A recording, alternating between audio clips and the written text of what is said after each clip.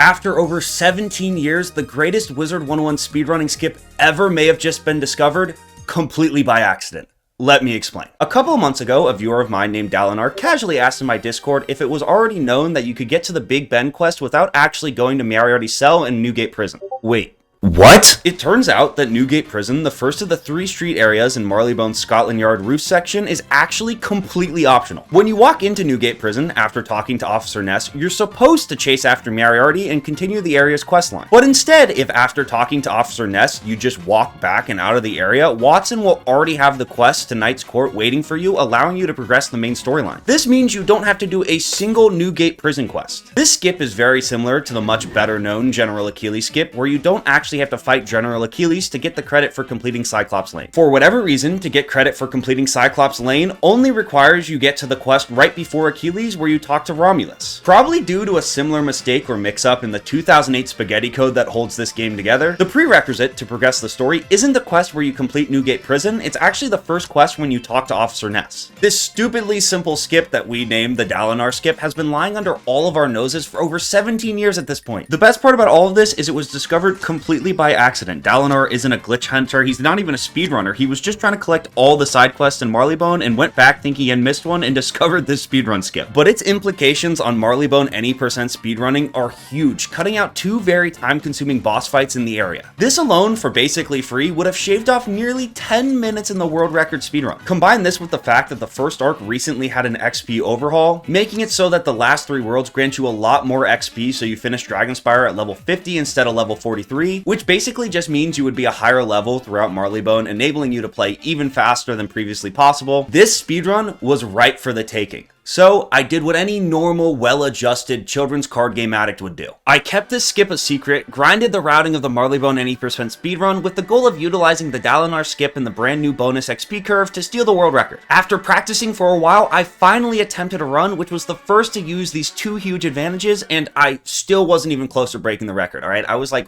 so far behind that the 10 minutes I got back from the Dallinar skip actually didn't even really matter. In my defense, the speedrun is insanely optimized for only having 2 people ever run it. My Big Ben dungeon also broke, so I just kind of gave up and didn't even finish it, so I didn't even submit a run. But I was able to use the greatest Wizard101 speedrunning skip ever, the Dallinar skip, to set the first ever sub 1 minute Newgate Prison split. And that's an achievement no one will ever take away from me.